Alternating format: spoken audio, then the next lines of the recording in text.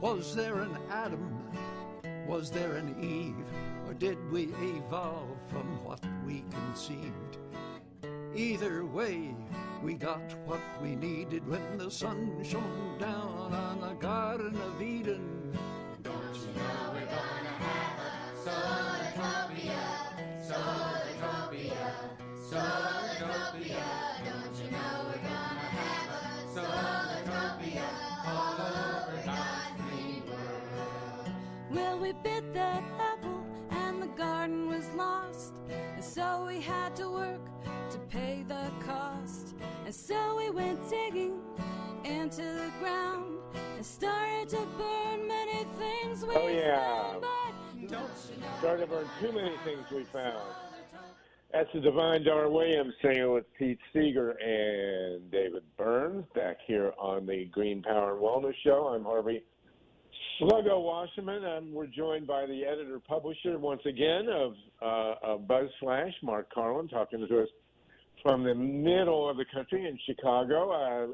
At the quarter hour, we're going to dig deep into what's happening with the atomic power industry, and believe me, it ain't pretty, but it ain't pretty either what we're going to talk about with Mark here, the TrumpVirus. It really needs to be called the TrumpVirus, not the coronavirus or whatever else we got.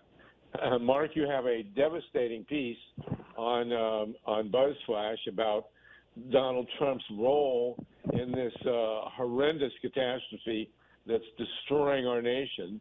Why don't you tell us about it? Essentially, BuzzFlash disagrees with the way the D.C. press corps handles Trump. First of all, they regard him as a legitimate president. They defer to him. They take him seriously.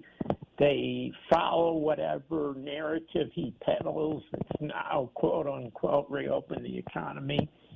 But in reality, and the Washington Post had a piece about this last week, he appears to have deliberately let the coronavirus run wild. He called it, according to the Washington Post, in a meeting with Anthony Fauci and some others, that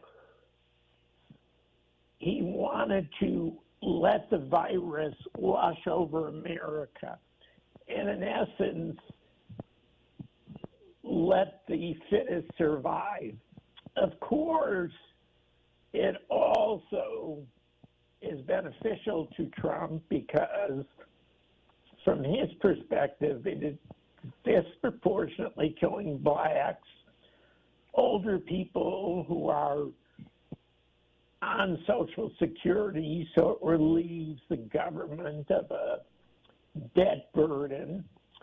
It's killing prisoners who are going to die by the thousands. We have 2.5 million prisoners in the United States. And he has done very little, if anything, to reduce the virus. Eric Boehlert, who is a media critic, said he is actively and purposefully making everything worse. And Boehlert takes to task the D.C. press corps for allowing him to now, in what I call the Daily Trump Show, it's a propaganda vehicle, and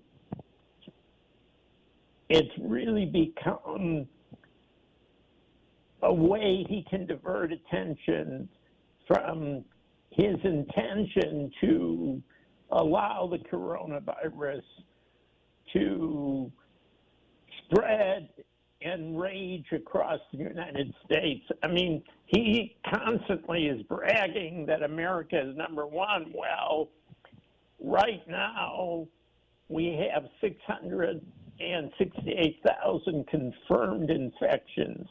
Now, Zeke Emanuel, who's an epidemiological consultant on MSNBC, he says that the infections are probably 10 times the confirmed infections because of the shortage and this has been an intentional shortage on Trump's part. He keeps saying anyone can get tested who wants, but anyone who knows people who have tried to be tested in any populous area of the country, and even in some rural areas, you can't be tested basically unless you're going to be admitted to a hospital. And the number of tests has actually been decreasing, not increasing. So when we say, or Johns Hopkins says, there are 668,000 confirmed infections, these are people who have been tested. That's the only way you can confirm it. And we may actually have 10 times the number. Then Trump's notion of trying to force people back to work is ludicrous. We, of course, also have now it's over 34,000 deaths and climbing. So what I wrote in the article you're referring to, the commentary, also has in an interesting piece from the New Yorker about a guy, a Silicon Valley CEO, who kind of got together with some of his friends and said, you know, what can we do? Let's call the White House. Let's call Jared Kushner and see what we could do to get personal protective equipment to the frontline heroes and heroines, of which thousands and thousands, I think it's 10,000 have been infected of healthcare workers, and I think 29 have died. And so he started talking to the White House, to Kushner and others, and nothing happened. I mean, they would keep, he and his buddies in Silicon Valley would keep trying to arrange deals to ship in protective equipment and so forth. And what he told the New Yorker was that he finally realized that this was government failure by design, that it was willful and intentional. Not a problem to be fixed, and I'm quoting the New Yorker, but a policy choice by Trump that either would not or could not be undone. No one can believe it. That's the number one problem with the whole situation. The facts are known, but they are inconceivable. So we are just in denial. And well, why aren't the Democrats? Why aren't the Democrats demanding equal time? You know, Trump comes on every day and nobody answers him. You know, what's going on here with Democrats? These are like States of the Union addresses, and there should be and I'm sure the networks would go for it, there should be someone come on immediately after him every day to counteract the lies that he's telling. And I want to point out, by the way, also, I want to thank you, Mark. BuzzFlash features my piece on Wisconsin. It's a tremendous breakthrough in Wisconsin. The Wisconsin voters withstood the attempts by the Republican legislature and the U.S. Supreme Court to crush that election.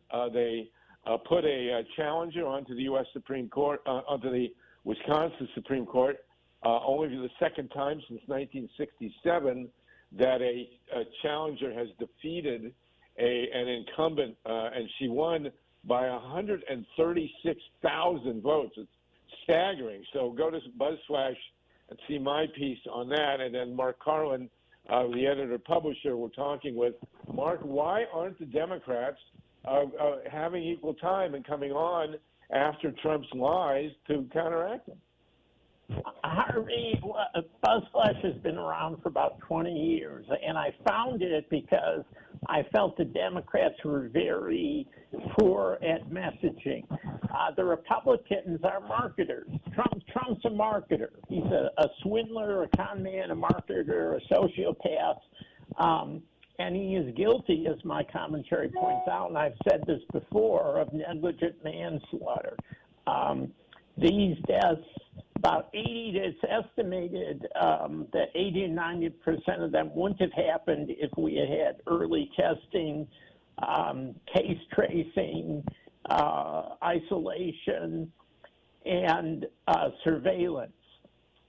He now is saying I just received an email alert from the New York Times to governors that they want to start allowing public gatherings before May 1st. That's fine with him. This is just murder.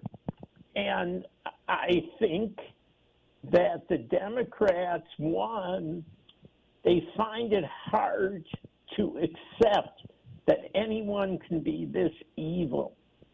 And Trump is evil. Yes, he does not care. And in fact, he, I think, found that with the coronavirus raging, he could take advantage of that and assert unitary authority, executive authority, it's called, become more authoritarian. He issued rulings today that allowed for more toxic pollution in the air. He's taken the umbrella of the coronavirus pandemic to no longer even allow asylum seekers to cross into the United States. He's in essence closed the southern border. And he's done several other things, including get a bailout for the Trump hotels in the $2 trillion piece of legislation among the three bills that have passed this far that have been called coronavirus relief. But most of the money is really relief for billionaires and millionaires. It's very small portion of it is going to people who have lost their jobs because of coronavirus. And the Democrats, to answer your question, Nancy Pelosi has a news conference every week in which she is very frank. She said, blood is on Trump's hands. The media simply doesn't regard the Speaker of the House as being on a level the President of the United States. I personally think it's journalistic malpractice to be broadcasting what are clearly propaganda campaign events, because he had to cancel his campaign events. And not only that, the information that Trump provides with various endorsements almost daily and for long periods of time in any given daily Trump show of anti-malarial drugs that can kill people, I think that the journalism world needs to reevaluate whether or not they are enabling, in essence, a sociopath, just as some people enable an alcoholic. And I think they are. And I wish that they had a stronger voice. Adam Schiff is a very effective speaker, but the press simply doesn't regard them as equal to a president speaking from the White House. Well, this has to stop. I mean, the Democrats have to step up, and after every press conference, they have to make a statement. Mark Carlin, I'm going to have a piece for you Monday morning on what people can do. BuzzFlash is a great website. We thank you for keeping it going. We know it's a great personal sacrifice, and I hope that you'll continue coming on the show. Your piece, as we leave, I want to ask you one question. If Donald Trump, if the White House, if the federal government had made the proper response to this TrumpVirus pandemic, how many people, what percentage of the people who have died could have been saved? I have heard, it's all speculation, but I have heard tossed around more than once the figure that 80 to 90% could have been saved. And you would have also been talking about an 89 to 90% reduction in infections. Okay, Mark Karlin, editor-publisher of BuzzFlash. We may have you on next week if you're willing. Look forward to my piece Monday morning. And now, please, folks, go to buzzflash.com, look at Mark's piece on the psychopath in the White House, and see my piece on the great victory in Wisconsin. We're going to now segue over. Thank you, Mark. We're going to segue over now and talk about, thank you, Mark, and we're going to talk about the catastrophic impact of the virus on the nuclear power industry. I have seen zero media on this anywhere, but we know that the nuclear power workforce is being decimated. We have ERIC EPSTEIN from 3 Mile Island Alert. Are you with us, Eric? Good. Kevin KAMPS from Beyond Nuclear. Are you with us, Kevin? Hi, Harvey. I'm here. Thank you. Good, good. Tim JUDSON, you with us from Nuclear Information Resource Service? I sure am, Harvey. Thanks for having me. And Jessica, did Jessica join us? Jessica Azulay? Okay, I guess Jessica has not been able to join us. Let's start with you, ERIC EPSTEIN. If Jessica comes in, please let us know. Eric, you are in the belly of the beast there in central Pennsylvania, where I came in 1980 to interview people, and where the biggest lie in U.S. industrial history has been told, which is the idea that no one was harmed by radiation at 3 Mile Island, which, of course, is an incredible lie, and which can't even begin to be justified because nobody knows how much radiation was, in fact, released at 3 Mile Island, or where it went, or who it affected. Eric EPSTEIN, you want to tell us what's going on with the nuclear industry and what's happening in central Pennsylvania with atomic radiation? And if you're following it, tell us about what's going on at Limerick, a bit east of you, where apparently the workforce is being devastated by the TrumpVirus. Well, thanks for having me, Harvey. We're in Harrisburg, so 3 Mile Island Unit 1 recently shut in September. We're trying to transition to decommissioning, and it's difficult to get a read on what's happening. At Unit 2, we just intervened in a case, which you can see on our website. They're trying to flip the damage plant to a limited liability company. That would be a horrible idea. But, you know, in terms of COVID-19, Limerick is winding up with a refueling outage. It's been a disaster. Montgomery County is a collar county outside of Philly, and it's ground zero for the epidemic in Pennsylvania. The plant, Limerick, is owned by Exxon, and they've really had a very lax protocol in place. Unfortunately, the governor and the Secretary of the Department of Health did not intervene, working with Senator Muth and hopefully some others, so that we can learn some lessons from this incident. You know, among other things, as everything was relaxed during the virus and there were worker exemptions, you know, a lot of the workers were forced to report. You're either risk being terminated or forced to use their sick and vacation time.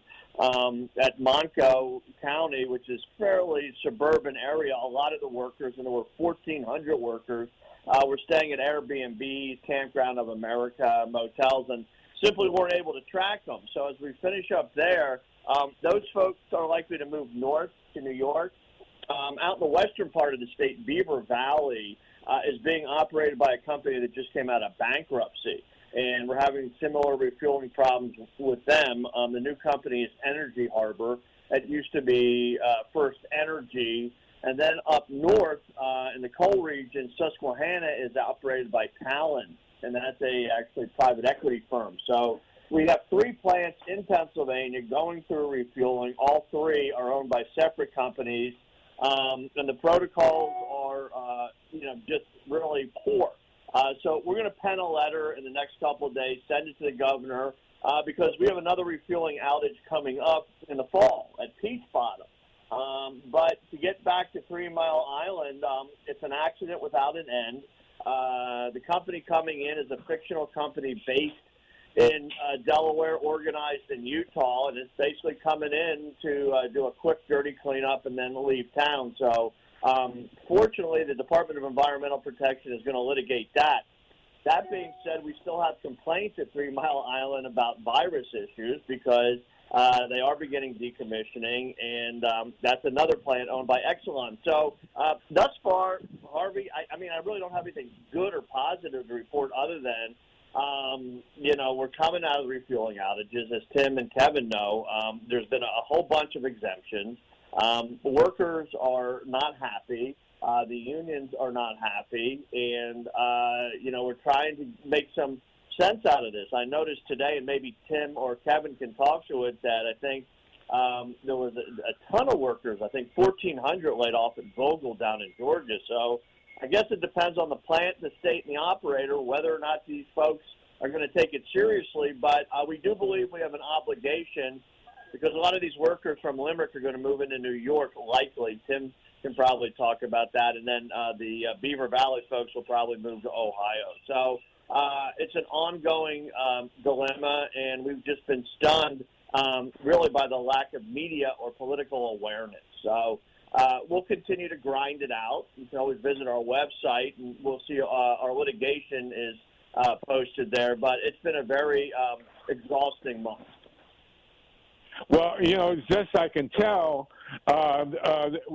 my article, which was at BuzzFlash on and elsewhere on the yes.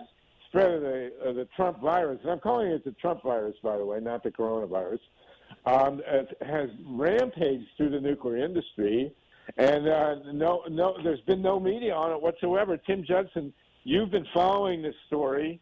What can you tell us about what's happening? You were on the show recently to talk about it, and now you're back. What's happening with the spread of the virus through the nuclear power industry, and what's the impact? And then we'll get it from Kevin as well. Well, I think the scary truth of the situation is that we don't really know what the status of infection within the nuclear industry is at this point. Eric mentioned the situation down at Plant Vogtle in Georgia, which is the only nuclear reactor construction site that's active in the U.S., but there's also 2 operating reactors there as well. At Plant Vogtle, there's 9,000 workers working on construction of 2 reactors, working, incredible shifts, and just like Eric described in Pennsylvania, staying at trailer parks and man camps and motels and whatnot, with basically, in small rural communities that don't have the medical infrastructure to handle a large outbreak. And over the last week and a half, the rates of infection reported at Plant Vogtle are doubling about every 3 days. Now, the problem is we don't know whether the current number of cases, which is up to, I believe, something around 50 as of yesterday, we don't know whether those are the current numbers as of the number of workers infected now, or whether those are just the positive test results that have been coming in that were probably tests that were taken over a week ago. So, in fact, at Plant Vogtle, there could be, well over 100 workers infected at this point, but we don't know it yet. And the same thing is true of reactor sites across the country. God, it's an incredible nightmare. So my understanding is that they've stopped construction on the 2 new reactors at Plant Vogtle. Is that right, Tim? If they did, they must have taken that action today. As of the most recent reports I saw, they were still working on construction. Oh, my God. And there's no systematic testing required within the nuclear industry. Is that right?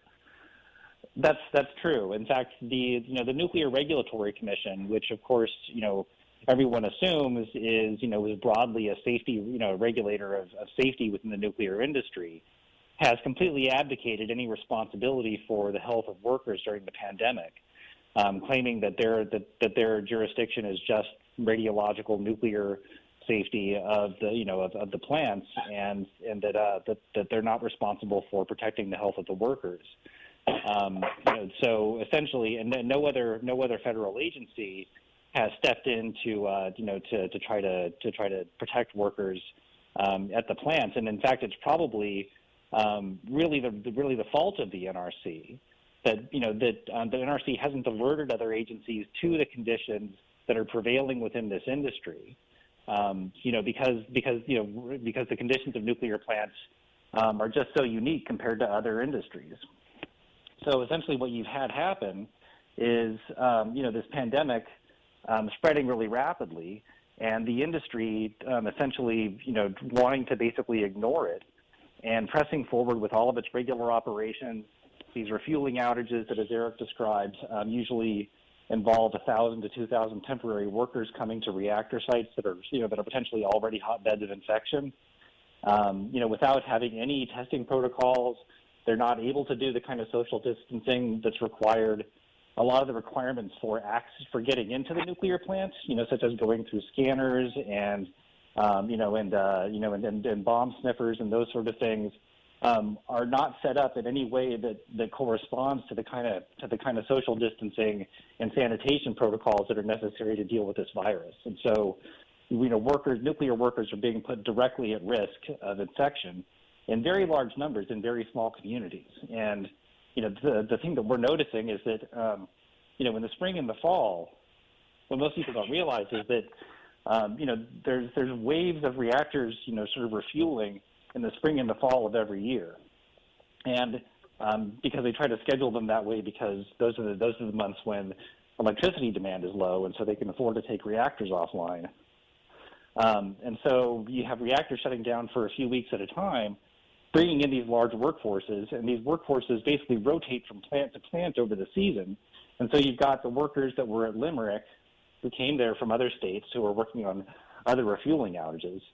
Now, Limerick has restarted. A lot of those workers have now gone to the Salem Unit 2 reactor in New Jersey, to Beaver Valley in Pennsylvania, potentially to New York or other states. And so there's this way in which, over the course of this season, these itinerant workers are going to be going from community to community without any testing. A lot of them, are going to be asymptomatic, but yet spreading the virus. And so no one knows, sort of how this infection is going to spread. And again, these are small rural communities that don't have the medical infrastructure to handle a major outbreak of this virus. Unbelievable. Kevin KAMPS, you want to jump in on this? I do want to mention I want to mention one thing before we lose track. We are scheduled to see the Indian Point reactor, Unit 1, shut this month. Kevin, you want to start with that? Real quick, I just wanted to touch on Vogtle, and sure, I'll go on to Indian Point, but I'm sure Tim has a lot to say about that. Regarding Vogtle, I'm looking at the Atlanta Journal-Constitution headline, and it says, Georgia Power cuts nearly 2,000 Vogtle workers as coronavirus spreads. But that's only 20% of the workforce, like Tim was saying. So there's still at least 3/4 of the workforce is still on the job site down there. And, regarding Indian Point, a little good news. Tim actually confirmed for me the other day. I was concerned because the industry, of course, wants the country to think it's essential. And I remembered that there was a electricity emergency get-out-of-jail-free card at Indian Point Unit 2 where they could extend operations if there was a so-called electricity emergency. And Tim confirmed for me that they're not getting away with that. It's clear there's no such emergency. So it is ramping down towards permanent closure. A little bit of good news. A very hard one, reactor shutdown. I did want to mention the Fermi Unit 2 because Michael Keegan's been keeping me up to date on the situation there. And sure enough, the virus is spreading even at the Fermi site, although Detroit Edison's being very coy. They're referring to it as a company spread, while the spread is at the Fermi nuclear power plant, maybe elsewhere in the company too, but they won't confirm that. So luckily there's been some good coverage by Tom Henry and the Toledo Blade. And one thing I did want to address was, in addition to the spread of the coronavirus in the nuclear workforce itself and then spreading from there to the host communities, what are the impacts on nuclear safety? And that's also going on at NRC incredibly. They are granting the industry exemptions from inspections, from needed repairs and maintenance and even replacements of safety significant systems and structures and components without even quantifying what the increase in risk is. They're just granting most requests, if not all. Folks are trying to watchdog it. I know Tim and Eric and I have been on a number of these calls, but there's a growing number of these NRC meetings with industry where the rubber stamp machine is just going rapid fire. And so what does that mean? It's going to mean longer work hours. Instead of a limit of 72 work hours per week, it's going up to 86. Instead of 12 hours per day, it's going up to 16.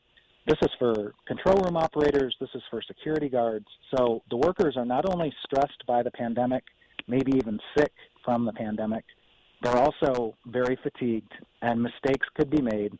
And when you're skipping inspections and repairs and replacements, anything could happen. They're trying to defer those for 2 years under the excuse of the pandemic without even quantifying what the risk increase is with that. And specifically at Fermi 2, just to conclude, the major repair that's needed is on the torus, which is a part of the pressure suppression system of the containment structure at this Fukushima twin design. There's paint on the inside of the torus that is chipping off, and if they ever need that cooling water in that large vessel, the paint chips could block the flow of the water on filters, and the water may never reach the core of the reactor. So this is a meltdown risk they're playing around with at Fermi. They have been neglecting it for a very long time, but incredibly, they were supposed to do the job, this refueling outage. They're not going to do it. NRC is going to let them get away with it. 2 more years of operations at least until they address this problem. Boy, it's terrifying. Absolutely terrifying. Well, you have an industry sensitive beyond all calculation, and the workforce is just being decimated. It's an old workforce. Nobody's been going into nuclear power operations in college for a generation, really. And these people are, you can't social distance in a control room. I mean, it's just not that big. You're required to have 5 people in there. I'm sure the NRC is going to start handing out exemptions to let them try and run these reactors by remote control. We all know how that's going to end. ERIC EPSTEIN, you got something to add here? I mean, this is just really terrifying to me. Well, yeah, I just have 3 observations, because a lot of us who have been involved in this issue for a long time are aware of it. I don't know if the general public is that really, since we switched from the systematic assessment of licensee performance, the old report card, to the reactor oversight process, over the last 20, 25 years, the NRC has become a partner or a collaborator. And when you are on these calls, it's clear that it's choreographed, it's teed up, and in many cases, it's NEI, the industry that's basically leading these conference calls.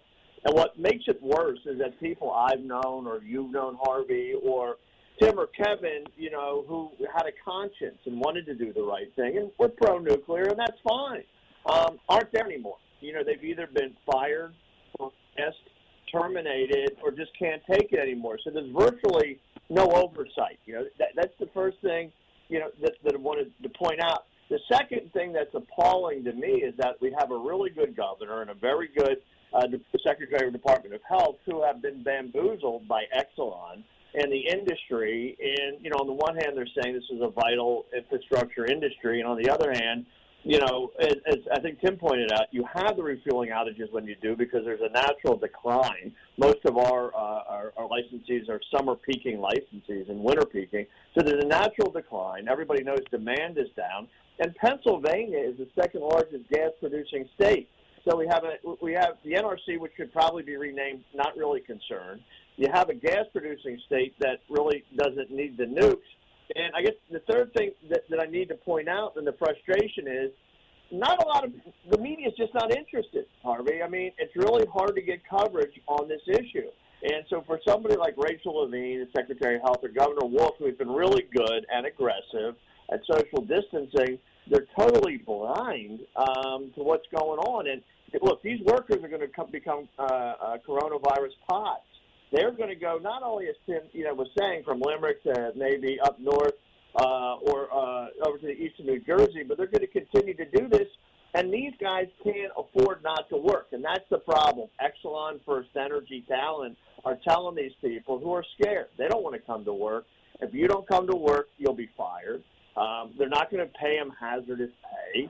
And then these folks, one of the things that was being mentioned is they may be in rural areas, but there's not a lot of work in rural areas.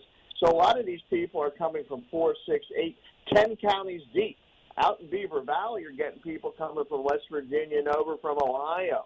So this is a story that needs to be told. I blame, the downsizing in the media and the lack of any institutional memory in the media for not picking up on this. But I don't know about Tim or Harvey or Kevin. We've been hitting this hard. I mean, we've been pleading our case hard.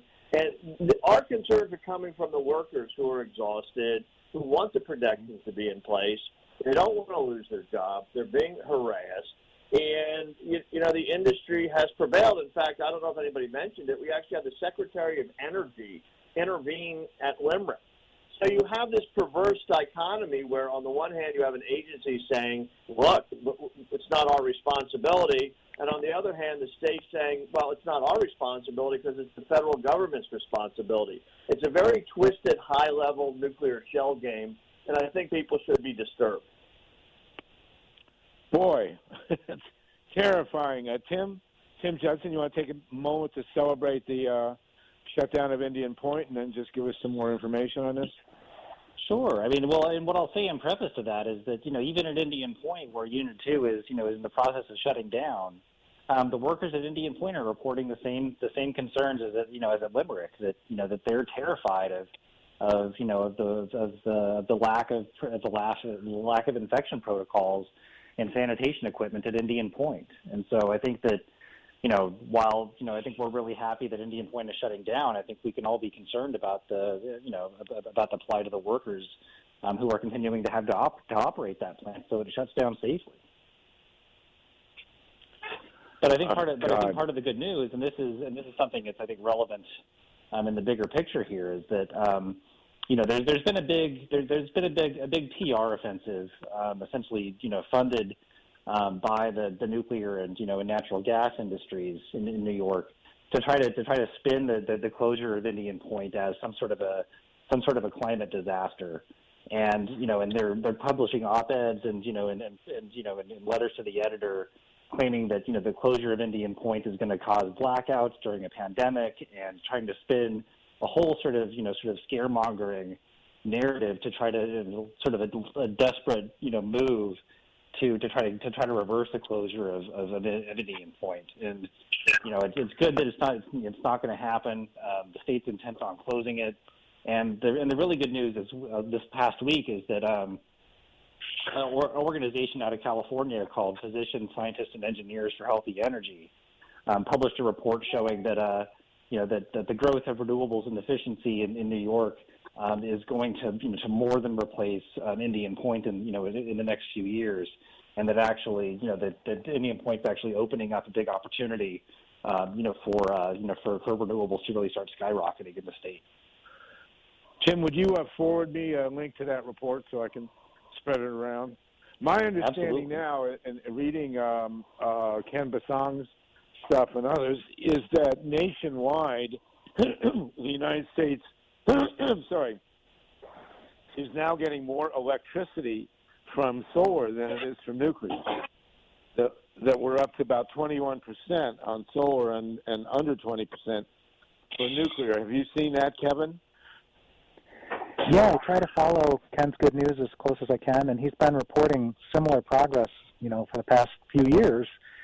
And I remember back to, I think it was 2010, when this report came out of a university in North Carolina. It was called the Great Crossover. And what it was showing, 10 years ago, that new solar was cheaper than new nuclear. So this good news with renewables just keeps on rolling, despite the power of the nuclear lobby, politically, economically, to try to fearmonger, like Tim was saying, in places like Ohio, where, unfortunately we lost. And a $1 billion bailout to keep Davis-Besse and Perry operating prevailed through all kinds of dirty tricks. But a part of the deception is the untapped potential, as you know so well, Harvey, of wind in Ohio. It has been effectively sabotaged by First Energy. The atom splitters and the coal burners have prevailed for the time being, and that tremendous wind power potential in Ohio goes untapped as the safety risks at Davis-Besse, particularly, just go through the roof. And they, as far as I know, they are done with their refueling outage, and they are back to operating for another couple years. And I'm not sure the details of what they got away with, but, for one thing, steam generator tube inspections are being exempted by NRC.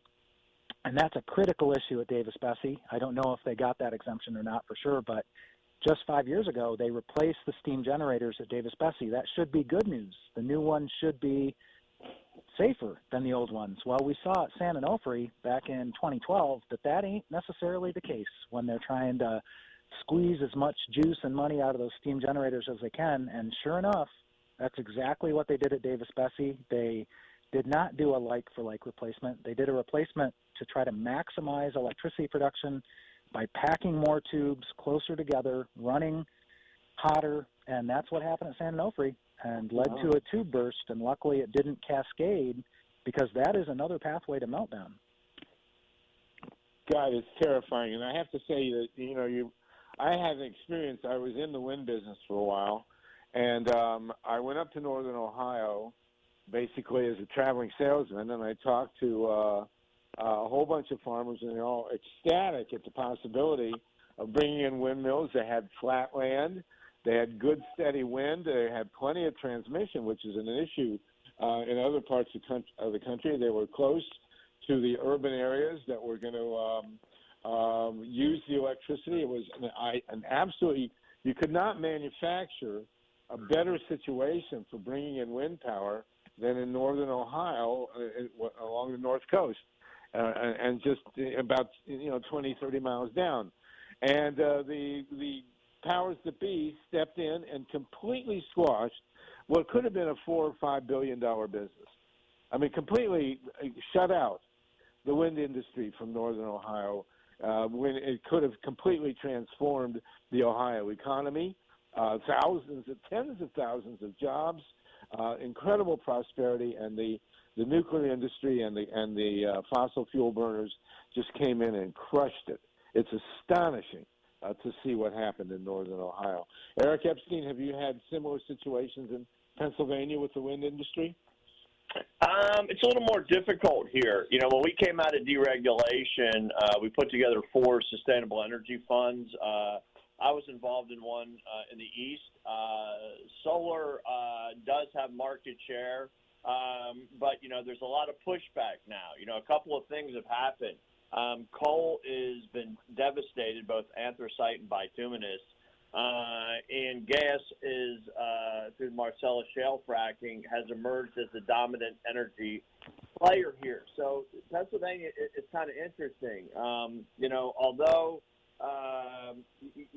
we have joined RGGI, it hasn't been approved by the legislature. And Pennsylvania exports about 30% of its energy, mostly to New York, Maryland, and New Jersey. So we have a long way to go with solar, but the solar lobby is very effective. We do have an alternative energy portfolio, and that's good. I've been involved with the construction of a number of wind farms. We did some really cool projects that were high visible. One is actually on the turnpike near Somerset. And that was a very interesting project because we actually cannibalized Enron and took some of their windmills, put them on a wind farm. And as you're driving down the turnpike, you can actually check them out. And we did some wind farms up in the coal region. We reclaimed some of that land. So we have a long way to go.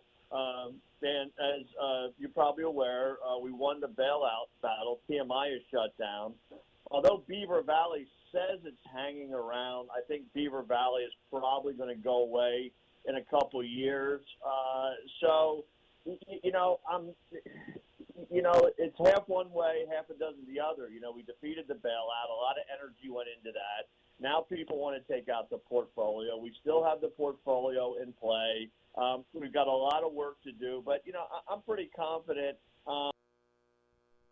This is an interesting state. It's not a traditional eastern state. I mean, Pennsylvania is Philly and Pittsburgh with Alabama in the middle. It's more it's a socially conservative state, both houses, the House and the Senate are controlled by ours, and gas is dominate. And you know, I'll be honest with you, Stephen Keith, that we allied with gas to defeat nukes, but you know, we also are battling gas. So a lot. My understanding, Eric Epstein from Harrisburg, is that the virus, the Trump virus, has had a devastating impact on the fracking industry. Is that the case? What has the virus, the pandemic, done to the fracking industry? You know, I can't really speak to that, and it's a really good point because fracking, and what I was going to say, you actually anticipated my next comment.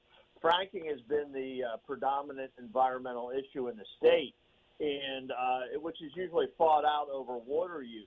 And it happens normally in rural areas. I don't know. My assumption is, like everything else, it's stalled. The Senate just tried to overrun the governor's legislation yesterday to open things up. I can't imagine that fracking is anything but delayed. I mean, it's unless they got an exemption. And Pennsylvania is a crazy state. You know, you can make chocolate during the crisis, but kids aren't going to school. So, you know, it's interesting. I would have to say that any new fracking is probably, you know, postponed. But to be honest with you, Harvey, the big issue right now is although, and fracking is a big one, bigger than that is the construction of the transmission lines across the state. And so, you know, whether it's transmission lines, transportation infrastructure, everything's on hold. Everybody's taking a haircut right now. Wow. Except you can't go get a haircut. I mean, I am. That's a different story. Tim Jetson, you talked about the wave of renewables to replace Indian Point. When is Indian Point 3 going to shut down? The last one.